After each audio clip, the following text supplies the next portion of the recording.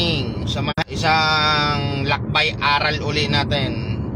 Medyo malayo-layo kasi ang biyahe ko mga kasama, no? So, but particular nangangalahati na ako, medyo nakakainip. So, lakbay aral tayo. Napakaganda kasi ng tanong nung isa nating masugid na taga-subaybay. Sir, kung nanonood ka, binigyan mo ako ng magandang idea ng topic.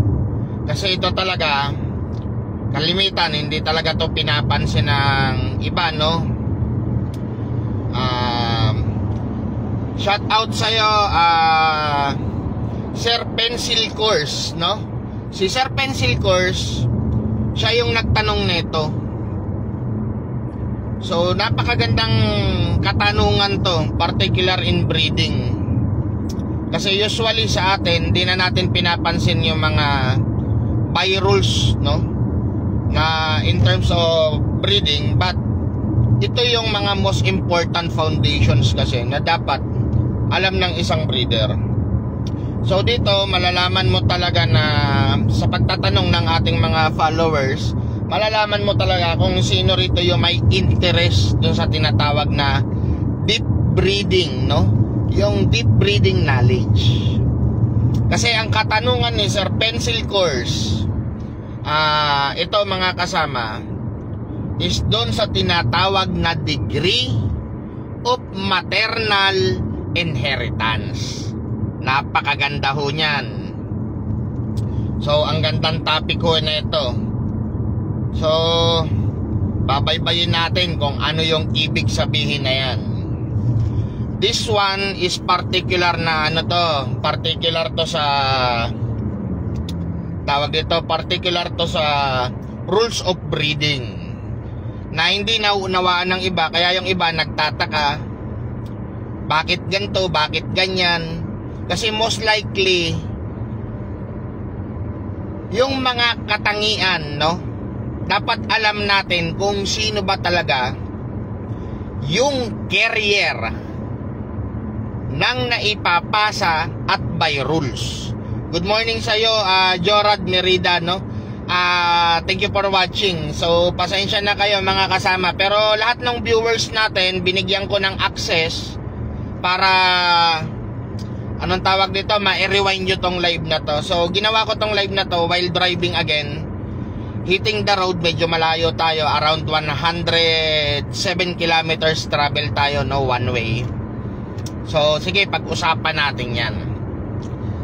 Kasi dapat alam natin to, no, yung kung sino ba talaga yung mga passive carrier ng both characteristic and by rules. So, by dun sa question ni Sir Pencil Course, ayan ang ano niya niya. Supposed to be, hindi ako sumasagot sana sa mga question o tanong na mga dummy account.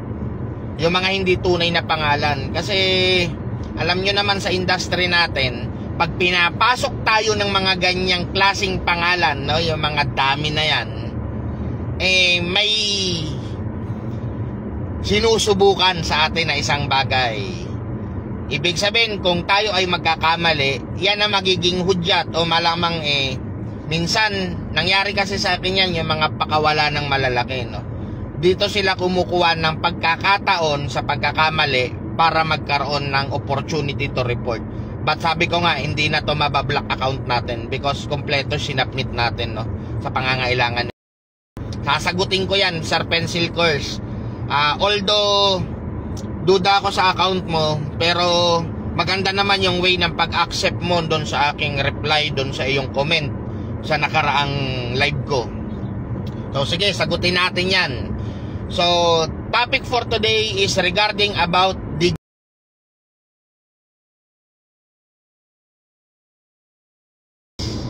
para maunawaan ng lahat. So, dapat itong alam ng isang breeder. Para alam nila kung kailan dinidispose ang material na walang silbi at delikado at kung kailan dapat i-keep ang isang materials. Okay? Ito yung guidelines. Para ito yung magandang maintindihan nyo And then si Sir Gidriel Owen Nudo, Good day po sa inyo at salamat po. And then sa Robert Jesse Delfinado. Okay. Back to topic. Papaliwanag ko muna sa inyo ang definition. The definition of degree of paternal or maternal paternity is pertaining to degree classification na pinamamana ng isang magulang by rules and by study. Ito na naman, baka may mag-comment na naman.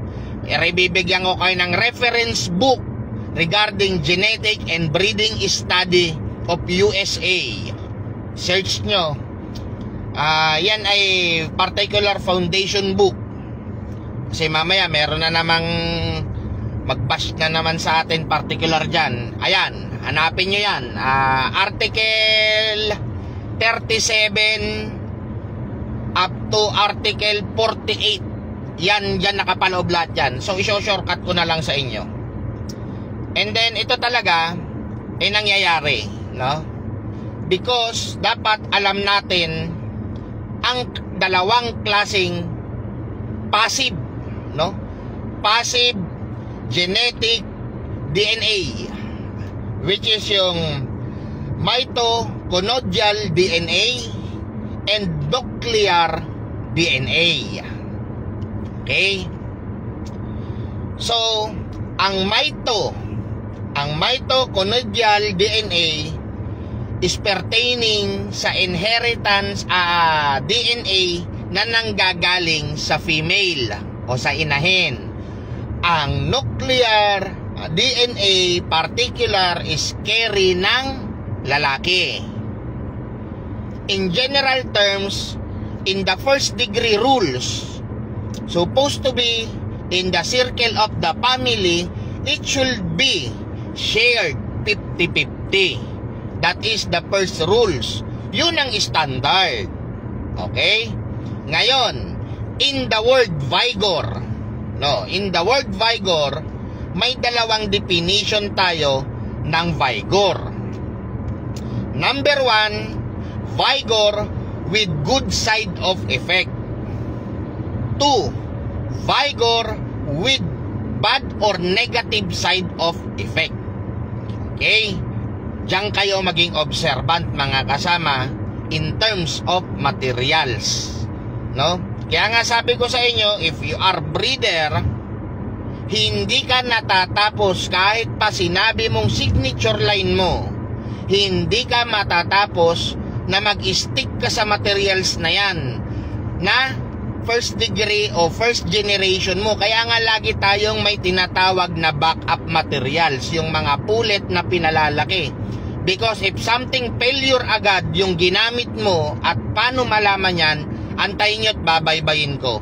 Pwede mo kaagad palitan ng materials mo kasi may lumalabas at may lumalabas talaga nyan na vigor on the side of negative bad effect, at ito ang by rules of degree of maternal or paternal inheritance kung sino ang nagkikarrier ng almost 95% of negative side of inheritance. By rules of degree yan. At kung bakit madali ko nang nadidistinguish, no, kung sino yung nagkikarrier ng mga negative side. Because of this, kailangan alam nyo to. So, kaya sa inyo, pencil course, kung sinusubok mo ang kaalaman ko sa breeding, ito maganda tong itapik. Kasi ang ganda ng tanong mo. Ngayon, ipapaliwanag ko na. So, ang mitochondrial, this is the second degree rules under the inheritance law of breeding. Is compulsory of DNA is inherited exclusively, no? Pakinggan mo to, inherited exclusively from the mother, from the female side. Okay? Andali inaano ko sa utak ko yung definition nire-recall ko. Baka magkamali ako, may magbash So, mitochondrial is a DNA is inherited exclusively from the mother. This is because the genes from the sperm, no, are usually destroyed over while in fertilization process, o yung nasisira siya, no, nasisira siya. Ibig sabihin nagkakaroon ng problema yung genes kadalasan na naipapasa ng mother, yung mitochondrial DNA, kaya siya nagkakaroon nun. So nagiging passive siya o nagiging vigor. Okay? So tinatalo niya yung nuclear DNA na galing sa lalaki. It means, ano namang kinalaman nun, sir, sa negative side effect? Usually kasi kapag nagkaroon ng crisis on fertility of sperm ng isang babae o ng mother o ng female brood hen, nagkakaroon ng mataas na possibility na maipasa niya yung tinatawag na mitochondrial DNA dahil hindi nagiging balance.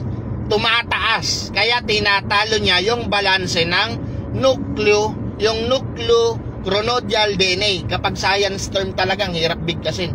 Pakiano niya na lang, nauutal ako, no? So yun ang good side neto. Meron ba?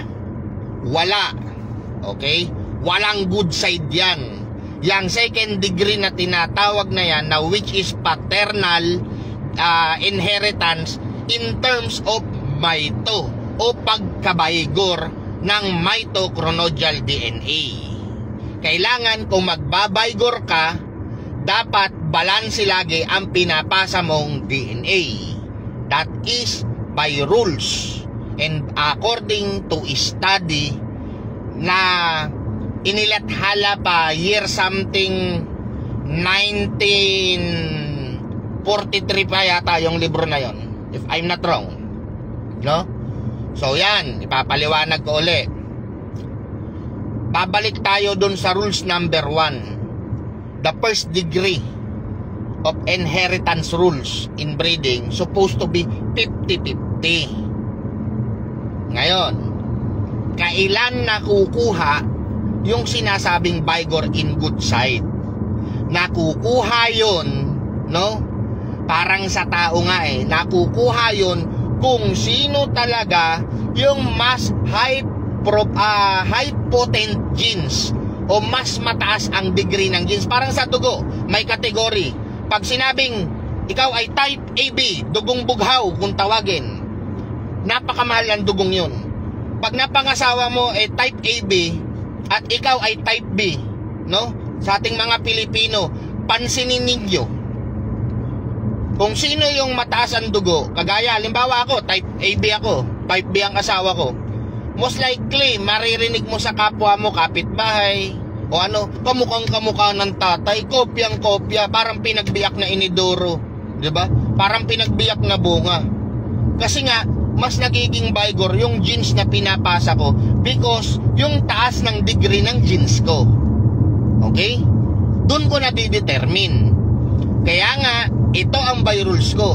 Pag ang ginamit kong materyales ay scheme, no? Kasi nakalak genetic na ako, no?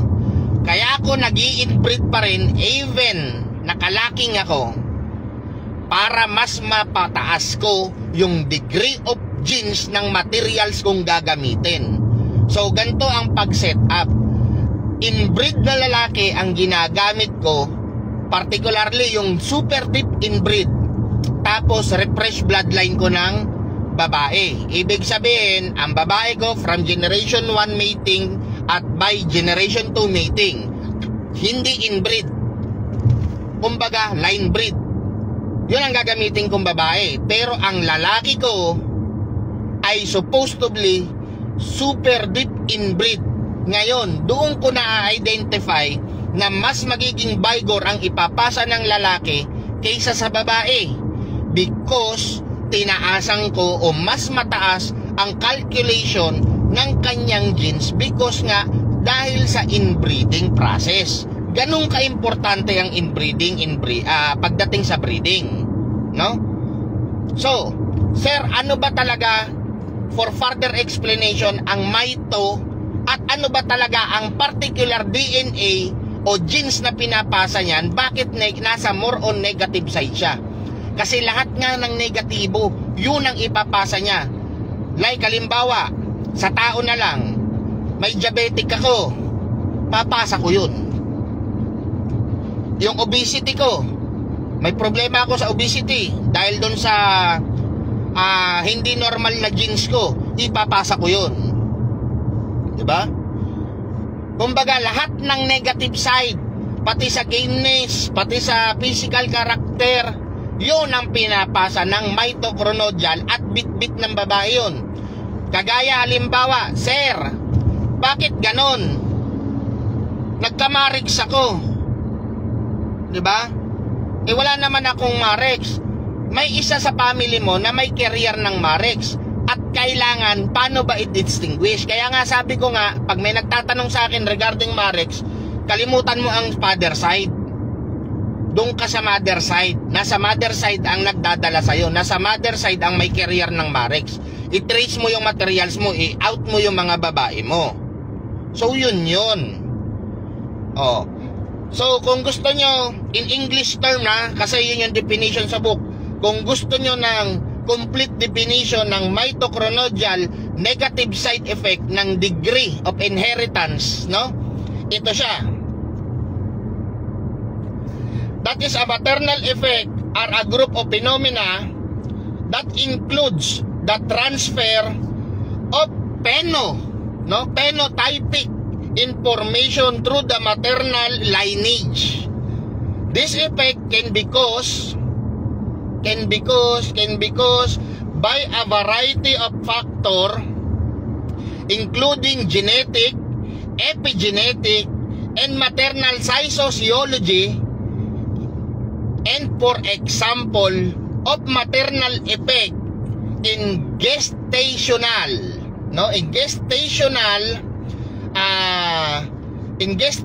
like for example is gestational diabetes mellitus, yung GDM yan, sakit yan where women or female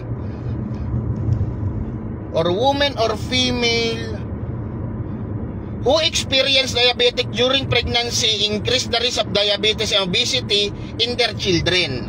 Ibig sabihin, yung mga nakaranas na o nasa lineage na nila ang problema na yan, possible daw na merong problema sa kanilang tinatawag na epigenetic.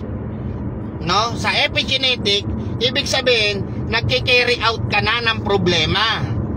Kaya kung ang lineage mo na yan ay may problema sa simula't simula pa lang, at yan ay may pinanggalingang history, malakas ang porsyento na maipapasa niya. Kasi nga, ang sinasabi nga ng pagpasa niyan, yun ang inheritance na yan ng mitochondrial is yung mga sperm na habang nasa process ng fertility ay nagkaroon ng problema. So nagiging carrier. Ibig sabihin, nagiging carrier sila simula't simula pa lang nung kanilang history ng pagkabuhay.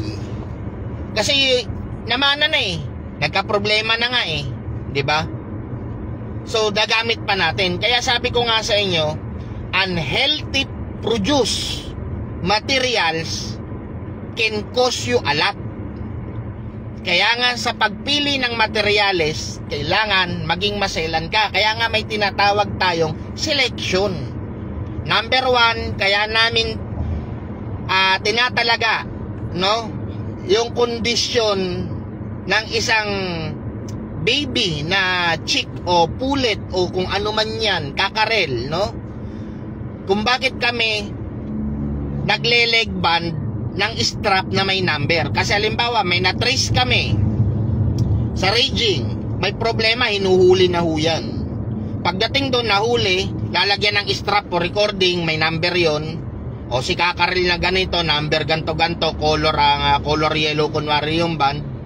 May minomonitor kami na tawag dito na sipon, something na ganito. Kaya kapag nagkasipon 3 days up to 5 days, hindi nag-react sa gamot, kal. Lalo't ang breeding mo for materials. Ang kinukuha, ang kinikip na pang materials for first use, yung hindi dumaan sa sakit. Healthy, no? Alam mo yung lineage saan nang galing. Kaya nga yung lineage na nagkikerry sa akin o may carry na may problema, ina-out na yon. Dapat alam nyo yung history ng materials nyo. So yan yung by rules. Kaya kay Pencil Course, kung gusto mo, ito, panoorin mo to, pertaining para sa iyo to, no? Kasi tinanong mo at kinomento mo na rin naman doon sa live ko, sinagot kita, no? Ito yung kategorya ng naipapasa. Kasi dalawa lang naman po ang good side ng breeding pagdating sa inheritance rules.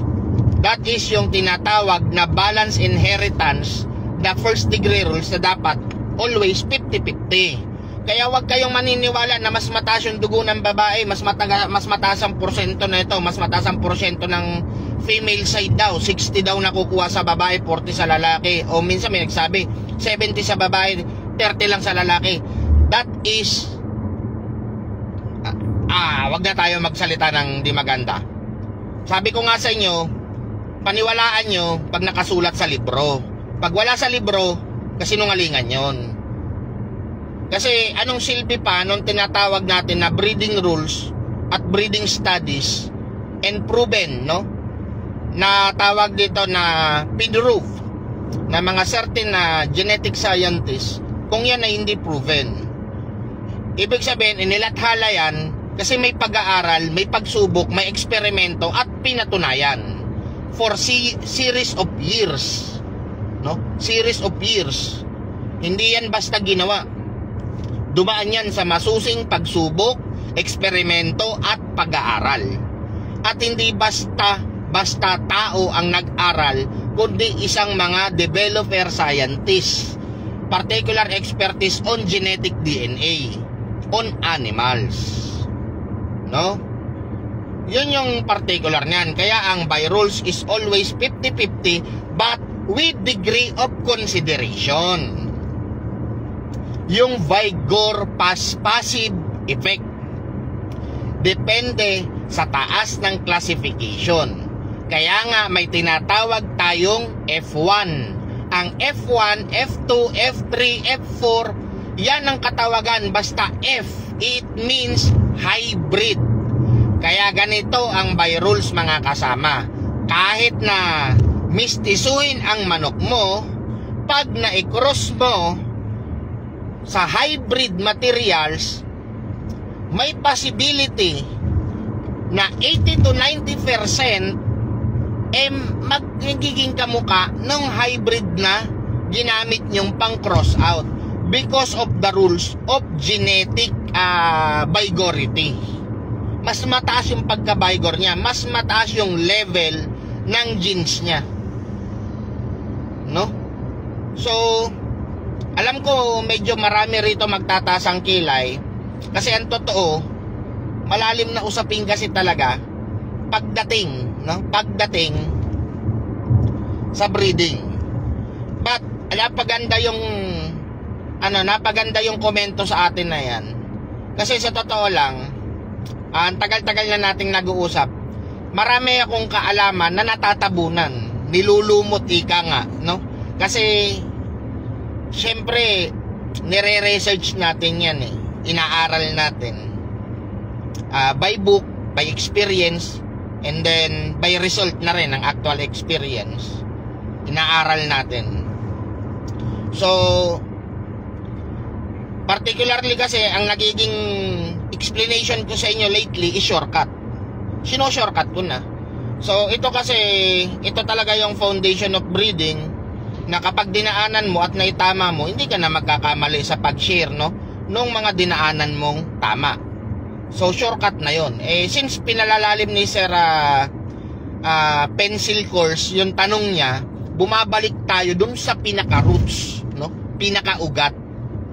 So, parang ano yan parang science yan Determine the roots, no? determine mo yung hypothesis, and then planning and conclusion mo, ay planning and execution, and then therefore conclusion. So ganun yun eh. Tayo nasa conclusion na tayo and result, dahil shortcut na yung isinishare ko sa inyo, nagbumalik tayo doon sa downside. Kasi tinanong niya yung inheritance rules eh. Degree of paternal and maternal inheritance. Ngayon, ewan ko kung bakit niya naitanong yan. Kasi sa tagal ko sa industry, ang dami ko nang napanood, kahit doon sa mga kilalang mga nagsishare din na mga kaalaman, mga doktor pa nga, kala Doc Bunan, kala ganto, walang nagtanong yan eh. Walang nagtanong ng particular science matter yan eh. Bakit may isang nagtanong sa akin pabalik niyan? So dalawa lang yan. So it's either personal preference ng tao kasi natuwa sa ating mga sharing, gusto niyang lumalim ang kaalaman, or may possibility kasi hindi niya tunay na pangalan, hindi niya tunay na profile, walang pagkakakilanlan. It's either panibagong pakawala na naman para tayo simulan na naman tayong gawa ng report on Facebook. So dalawa lang yan. Pero sabi nga na sa akin noon, na reply sa akin ni Facebook, as long as na hindi ako nagbabiolate sa by rules at sumasagot ako particular o sinasagot ko particularly even by live, comment, na posting in passive way with reference of studies or with reference guide, o ibig sabihin nakalathala, naka-establish na, or sinusunod na in general terms, hindi nila ako ma-report kasi sinagot ko ng ganito sa tamang pamamaraan. So kahit saang side man siya, kung doon siya sa positive side o negative side yung purpose niya ng question na to, malakas ang paninindigan ko na wala akong ginawang mali in terms of sharing. Kaya mas minabuti kong sagutin ng tama, para kung gawan man nila ng report o kung ano man, kapag ni-review yan kahit ng AI, no, ng Facebook or ng Meta, safe factor tayo. Kasi mamaya sungitan natin, o kasi yung iba naman kasi, totoo naman nung panahon kasi nung mga nakaraan kong mga page, pag gantong medyo kahina-hinala sa akin, medyo kinokomentan ko ng medyo pasungit ba, siguro yun yung naging way, kaya nagkaroon sila ng pagkakataon na ma-plug down yung account ko. Pero ngayon, sinagot natin in a very nice way, accordingly sa knowledge ko, accordingly sa reference ko. So walang violation ako doon. At least marami pang nakaalam. Kasi yung ganyang rules, hindi na tinatapik yan. Kasi dyan nga maraming nagkakamali sa pag-unawa ng mga bagay na yan. Kasi ang breeding parang math yan eh. May calculation, may formula. Kailangan meron kang proper formula for checking din para masigurado mong tama, 'di ba? Tama yung ginagawa mo, tama yung formulation mo, tama yung sagot mo. So since na tanong sa atin yan, sinagot natin ng tama. Kasi sa palagay ko rin, maganda rin talagang ilabas to, no? Maganda rin ilabas para sa lato, para alam nyo yung roots of foundation ng tinatawag na inheritance o pagpapamana na ine-expect natin sa resulta ng ating pagpiprit. So yun mga kasama, hopefully na nasagot ko naman ng tama. Hopefully nakapulutan nyo ng aral. Pasensya na kayo, kinakalawang na yung, tumatanda na, kinakalawang na yung memory natin. Pati yung definition, hindi ko na ma-state sa inyo ng buong buo. Back yung kanyang tinatawag na narrow definition, o yung pinaka laman niya, napahatid ko sa inyo. No? Naipaliwanag ko ng maayos sa inyo.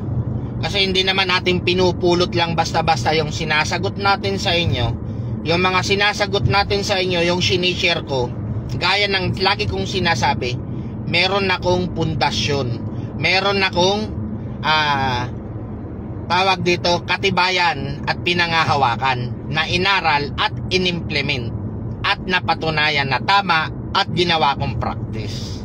Kaya nga sabi ko sa inyo, makakaasa kayo sa akin na hindi ako magtuturo ng pagkakamaling dinaanan ko na noon. Bagkus ang isi-share ko sa inyo kung ano yung mga tinaha ko na nasa tamang landas ako. Okay? Yung kumbaga hindi tamang landas, wag na natin tamang landas, yung particularly na positive outcome. Okay? Yung may magandang resulta, hindi yung pangit ang resulta. So, sino to? Sir Mauro Paldeng. Idol, okay lang ba panlaban ng 3-port, 1-port? Oo naman, battle kurso ang tawag niyan. Bakit naman po hindi pwede? Sir Noblas, ano to? Norblas Limbako Suwangko, good morning idol, ingat. Yes po. Ay nga pala, ba yung may nagtatanong, no? Hindi ko alam kung makikita nyo yan kasi particular special comment. Saan daw ako papunta? Papunta ako sa isang friend, client, partner at client natin. Magtatari tayo sa entry nila. Good morning Sir Ger Andres. Pagbalik ko, pag after na itong appointment ko to, pagbalik ko, ayan na, kukunin na natin yung mga completed tari natin. Magpapa-ship out na ho tayo. O nga pala, yung pagkakataon na to, kunin ko na ha. Yung mga tari po na nakapending, andyan na po. Pagbalik ko po, kukunin ko na para schedule ko na ng for shipping. And then Sir Ruel San Andres, paki-antay-antay nyo pala sir yung ating arrangement agreement. Actually hindi kaagad na ibigay sa akin ng lawyer ko. Pagkabigay sa akin Sir Ruel San Andres, isesend ko kaagad sa inyo para ma-aproba nyo. Pero don't be worry, nakarunning na po yung inyong tawag dito, yung arrangement natin. Tumatakbo na po yun. Kaya particularly sir, kung kailan natin na completion yung payment natin, doon talaga yung day of execution nun. So na-late lang yung arrangement kasi pina-arrange ko ng maayos sa legal natin para walang problema. So binigyan ko na ng pagkakataon yun.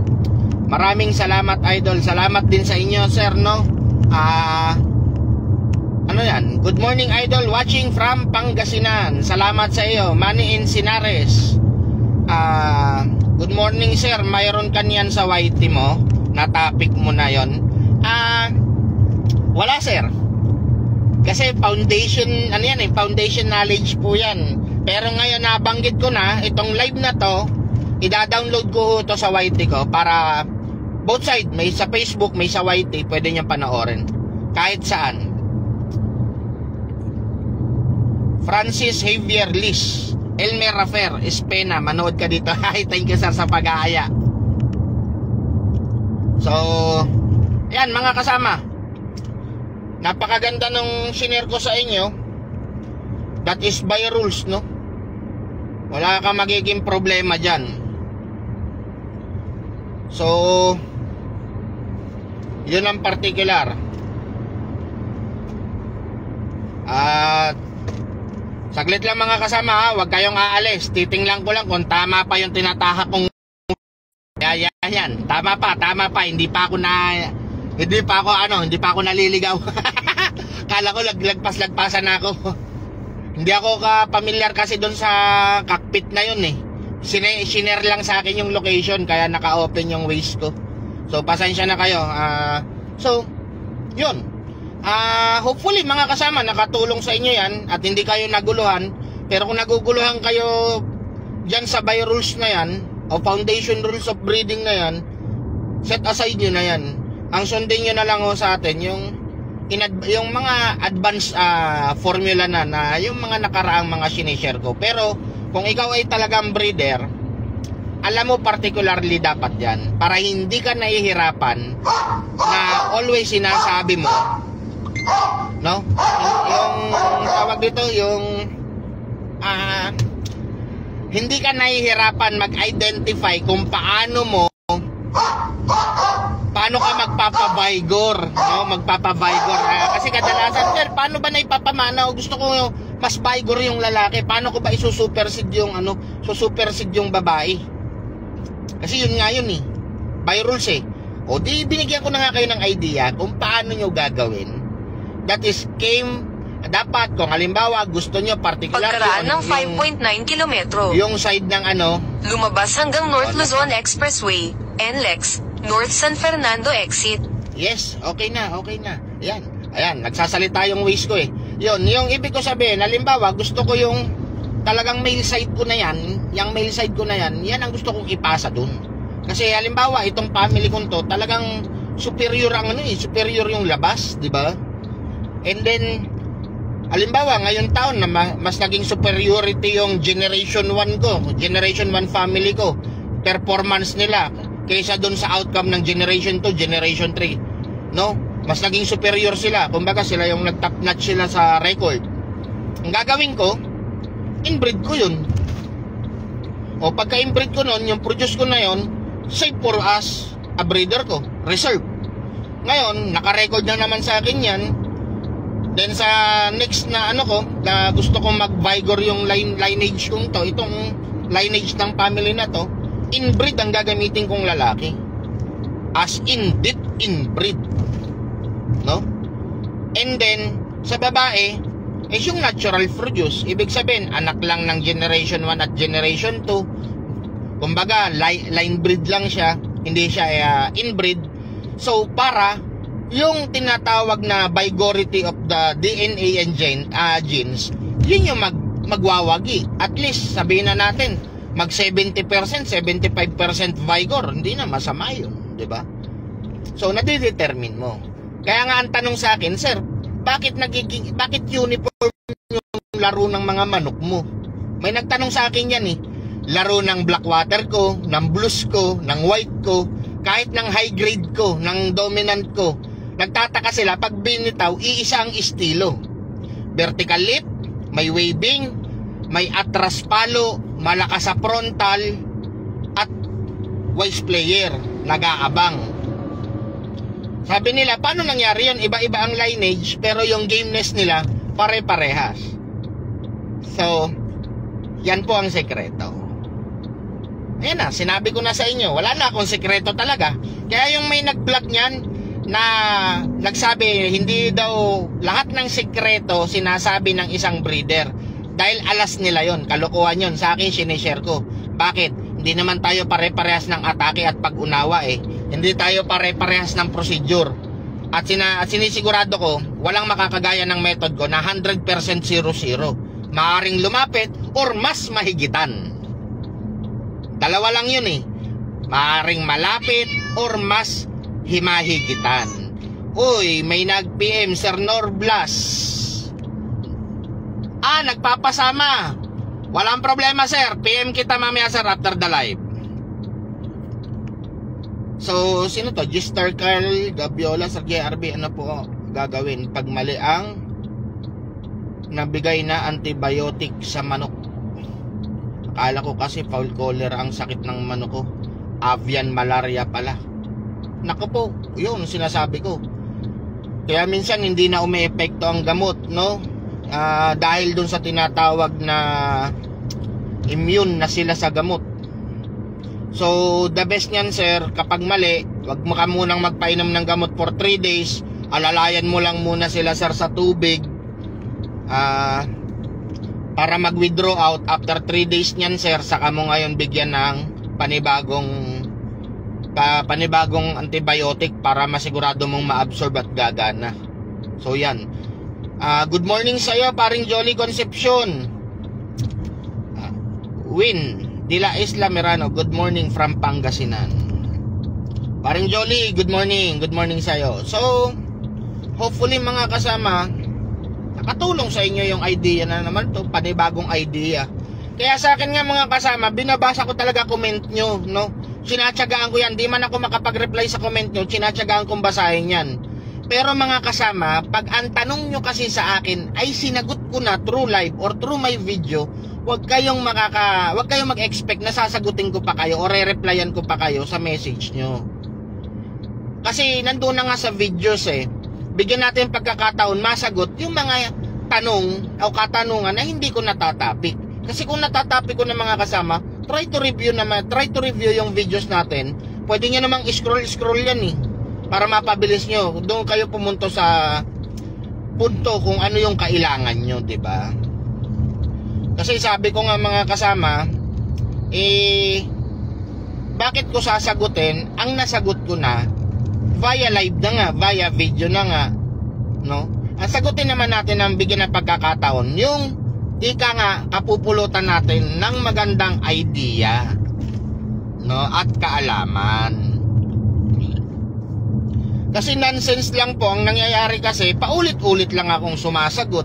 Yun at yun din ang tanong. Pwede mo namang i-review. Kaya nga sabi ko nga mga kasama, take down, pen down, note down, review, no? Para may guidelines kayo. Kasi mga kasama, itong pinag-uusapan natin, no, in particular dun sa mga nagtatanong, itong mga pinag-uusapan natin, pag hindi nyo tinetake down to, hindi naman kasi computer ang utak natin na matatandaan ninyo. Maganda pagkaraan ng 300 metro para meron lumabas kayo sa kanan hanggang North Luzon Expressway, NLEX, North San Fernando exit. O may note kayo, no? May note kayo o may nababackread kayo. Yun mga kasama.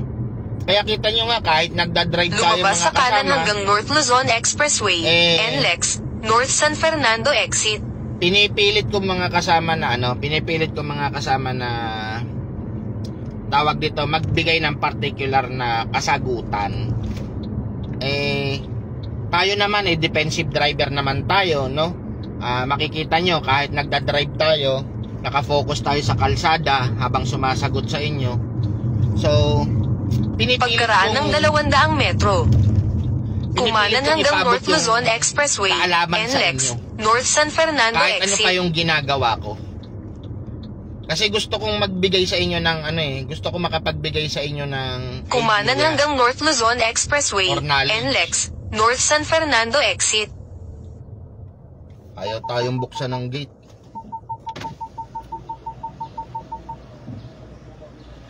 Ay, sorry, nandito pala.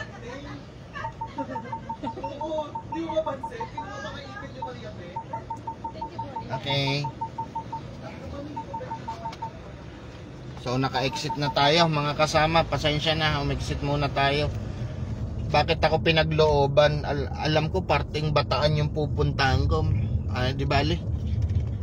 Sundin na lang natin si Wish. Siya nakakaalam matalino to si Wish kasi talagang ito, memorado niya kalsada. So good morning po sa inyo. Salamat Sir Danny Ducay.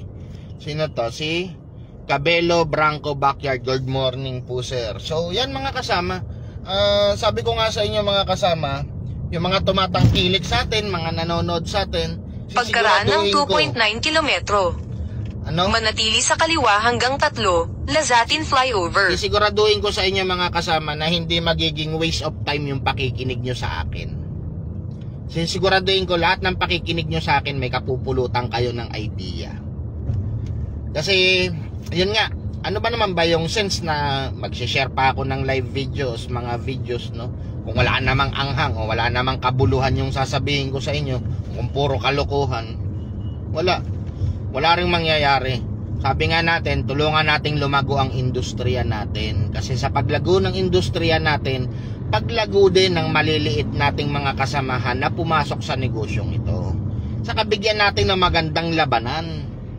Kita nyo dati, wala kayong makikita sa malalaking labanan na pangalan, no? Wala kayong makikita sa malalaking labanan na hindi kilala ang pangalan. Sila nagbabanggaan. Kaya sila lang yung nakapundar ng pangalan noon. Pero nung tayo noon, yung kasagsagan pa natin nung panahon, no? Yung mga mid-20s year, 20s mid, hinikayat natin yung mga backyard na lumabas sabi ko, inintroduce ko yung natural method natin, no? Saka yung kaalaman na kaya natin tapatan yan basta alam natin yung effect at result ng ginagawa natin. O biglang dumami ngayon, ultimo mga backyard, kahit nga yung mga nga lang sa habi-habi lang, bahay-bahay lang nila eh. Kung kayang pumapasok na sila ngayon, hindi na natatakot. Kaya ang nakakatakot nga, mas nakakatakot tuloy silang kalaban ngayon kasi tutok na tutok talaga sila sa alaga nila. 'Di ba? Kaya kaming medyo medyo malaki, kaya kami nag-i-invest sa tao. Kaya mga kasama, meron kaming mga tinatawag na overheads kung bakit iba particular yung price. Sa akin nga, hindi ko iniiba. Sa akin, nasa level lang ako ng low level eh, ang costing ko. Hindi ako kagaya ng iba na talagang high level cost sila. Nakakatakot yung level of cost nila, yung pricing nila. Sa akin, yung tama lang. Pakabalik lang yung tamang puhunan, tamang amyenda, kumita ng konti, okay na yon. Minsan nga, kapag talagang interesado pa ang isa nating kliyente, at humihingi ng diskwento at galing sa malayo pa minsan, hindi natin mahindian, kapag bibigyan natin, di ba? Yan yung sinasabi ko mga kasama. Basta nasa right knowledge kayo, nasa right path kayo, nasa right way kayo, igagaranti ko sa inyo, meron lang kayong 5% na porsyento na magkakamali kayo. Pero hindi ko sinasabi mga kasama, ang magiging winning percentage nyo during on your exam, during your competition is 100%. Sa alang-alang nyo lagi, pag umalis kayo sa inyong yarda at papunta kayo sa exam day ninyo, ang pinaka 100% nyo is 50%. Yan lang ang baon nyo para hindi masakit sa dibdib, para hindi kayo maging hard loser. Kasi nagiging hard loser ang isang tao pag yung sobra kumpiyansa, sobrang laki ng tingin sa sarili. So, ang mapapayo ko lang, pag alis nyo, bit-bit nyo ang mga kagamitan at armas ninyo. Paglabas nyo, sabi nyo 100% confidence ako, pero ilagay mo lang sa 50% in reality. Dahil tandaan mo, ang kalaban mo, naghanda din yan, may bakal din yan. Walang pumupunta sa pagsusulit na to pagkaraan ng 300 metro. Okay? Manatili sa kaliwa. So yun lang ang i-share ko sa inyo mga kasama. Kasi talagang mag-aantay pa ako ng mga ibang katanungan o ibang mga comment. Manatili sa kaliwa hanggang 3, Lazatin flyover. Yan ang gagawin nating topic lagi, no? Ila-live natin. O ito, may nag-message, oh. Hininaan ko yung volume ng notif ko eh. Dumiretso lang ng 25 minuto hanggang Lubao Bypass. Agoy! Wala na namang ano to, hindi na namang pangalan to. Oh, sino kaya nakakakilala rito? Ano? Padre Damaso account, sino nakakakilala? Oh, may comment na naman. Oh, bakit hindi niya i-comment kaya rito sa live ko, no? Bakit may message pa? Ayan, huwag na natin patulan yan. Ayan, may pagkakataon tayo magbasa na kayo. Ano yung comment niya? Hayaan na. Sige, hayaan na lang natin yung komento niya. So, negative side yung comment niya mga kasama.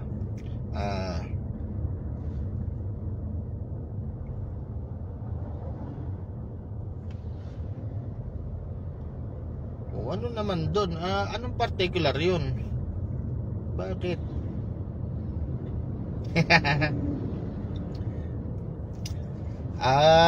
Sir, ano na ba ang inabot mo?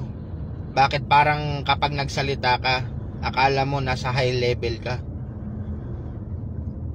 Okay, Padre Damaso, hindi ko tinataas ang sarili ko sa level ng high level na sinasabi mo.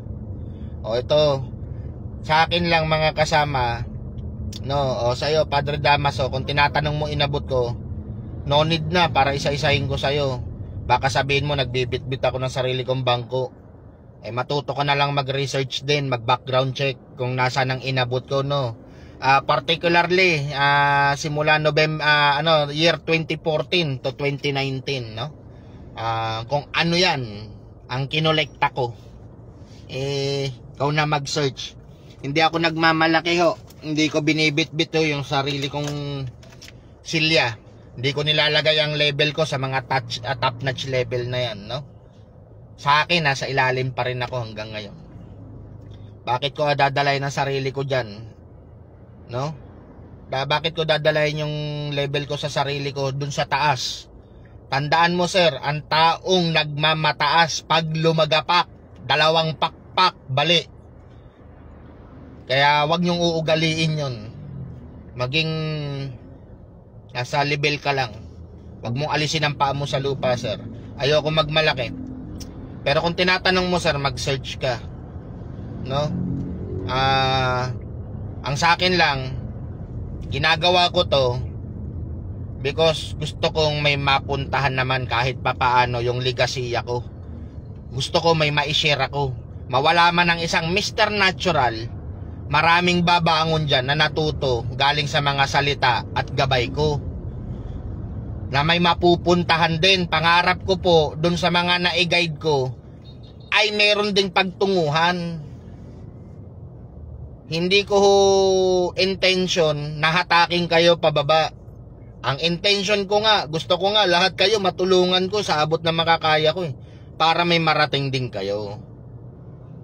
Pero kung ganyan at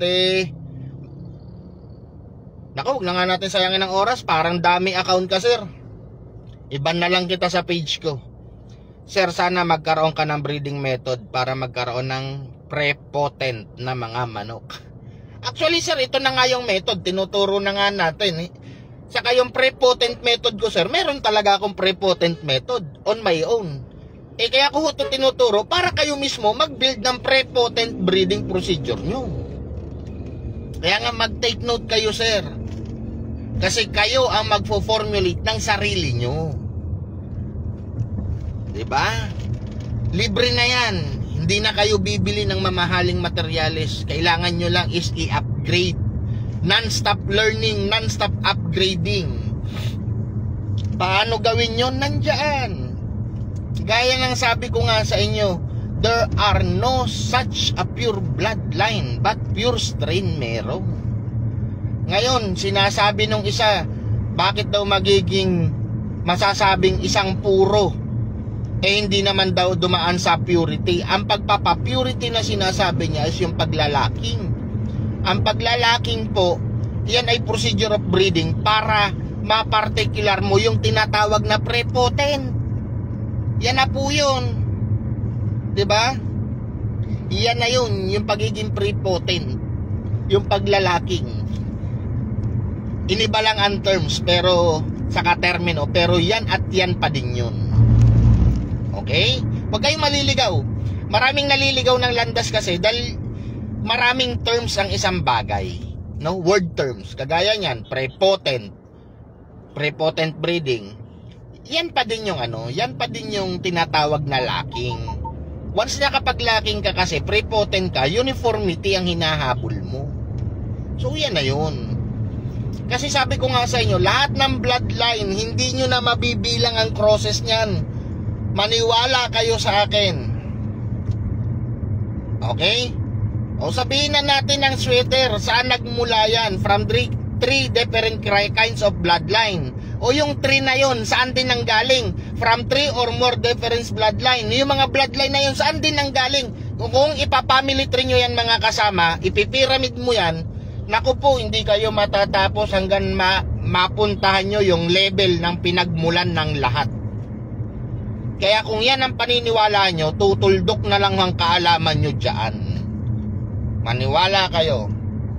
Kung paninindigan nyo ang purity of breeding, tutuldok na gamunggo ang kaalaman ninyo. Hindi ko naman huminamaliit, pero that is the reality. Huwag nyong tuldukan o huwag nyong lagyan ng limitasyon ng kaalaman nyo. Ika nga, paganahin nyo ang imahinasyon, idea, strategy, dahil ang imahinasyon at idea, wala hong boundary yan. Walang nakakaalam kung hanggang saan ang boundary ng kaalaman nyo. No? So yun lang yun. Huwag nyong ihinto ang kaalaman nyo sa isang tuldok na bagay. Palalimin ninyo. Kaya isa lang sinasabi ko, kung paniniwalaan nyo ang purity o yung pure bloodline na yan, hanggang dyan na lang kayo, hindi kayo mag-grow. Ngayon, yung mga sinasabi nung isa na prominenteng level na nagdidikdik ng pagkapuro, dinidikdik nila yung kanilang bloodline. Bakit? Di ba kayo nagtanong ng pabalik sa inyo, bakit? O tapatan. Wala na tayong kaipokrituhan. Bakit kaagad ang tanong? Because of marketing strategy, because of business, because of money. Ika nga, pag ang money nagsalita, walang kilala na ang iba. Money talk eh. Money above all. Oh. Yan ang katotohanan. Diba? Ngayon, minumulat ko lang kayo mga kasama sa katotohanan. Huwag kayong magpasakal sa gustong mangyari ng malalaki o yung mga nanguna na sa industriya. Subukan nyong maging kagaya nila kayo. Umangat ang level ninyo. Lahat ng umangat ang level mga kasama, hindi tinuldukan ng kaalaman.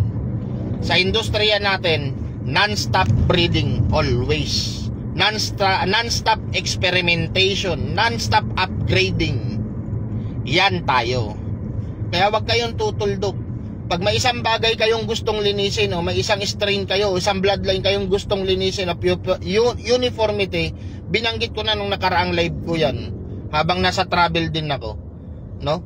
Habang kayo nagko-cross out breeding, dumadaan kayo sa procedure of locking para through the years, simulang nagsimula ka hanggat sa ini-enjoy mo, after a year, several years, magugulat ka, ay, ito na sila, may produce ka na sinasabi mong lockout mo. So yun lang yun. Okay? So sana naging fruitful ang pagsasama natin ngayong umaga. Sa palagay ko tahol na ng tahol tong aking cellphone. Mukhang malapit na ako. So hindi ko alam, hindi pa pala. Papasok pa lang ako. Okay. So medyo mahaba-haba na naman ang pagsasama natin mga kasama. Yung nakaraang kong live, di ko ma-upload sa YouTube. Ang haba 2 oras mahigit. Pero ngayon ito okay na. Kaya mga kasama, kung may mga particular kayong gustong malaman na katanungan sa isip nyo na hindi nyo masagot o naguguluhan kayo, i-komento nyo. Di man ako makapag-reply sa comment ninyo, nababasa ko yan. Pag nakita kong fruitful yan, itatapik natin ura-urada yan. So tulungan nyo rin ako mga kasama para makapagbigay din ako ng kaalaman sa inyo.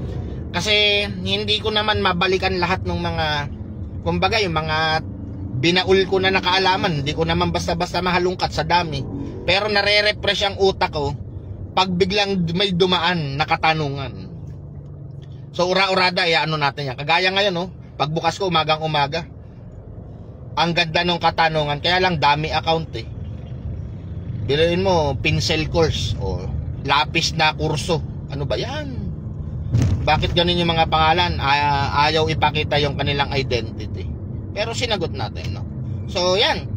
So, paano mga kasama? Focus muna ako on driving. At para mapabilis-bilis, medyo traffic na rin. And then, pag may magandang topic ulit mga kasama, sama-sama tayo ulit. Araw-araw naman nasa kalsada ko, kaya ginawa ko na ho itong live natin. Itong live segment natin, itong lakbay aral. So naglalakbay ako, nag-aaral tayo. So ganun yun. So always, samahan nyo ako lagi sa aking paglalakbay. Araw-araw, everyday, basta may good topic, live tayo. So mga kasama, yung mga hindi nakapanood, hindi nakaabot ng live, rewind nyo lang po ito. At sigurado, from zero up to end, may kapupulutan kayong idea. At sinisigurado ko, hindi sayang ang oras nyo sa pakikinig sa akin. Maliban na lang, kung hitter and basher kita, sigurado, gigil na gigil ka sa akin, report mo. At tingnan natin kung mag-a-activate pa yung report ninyo. So, napansin nyo nga, nakakapag-posting ako, diba, ng live video rito sa storyline ko. So, sumusunod lang ako sa by rules. Within 24 hours, alisin natin. Lumagpas kasi ron, magkakaroon ako ng warning. Pero yung antimano nga sususpend, hindi na po ako nasususpend. Dahil meron na tayong license submission, saka permit submission kay FB. So, hanggang sa muli mga kasama ha.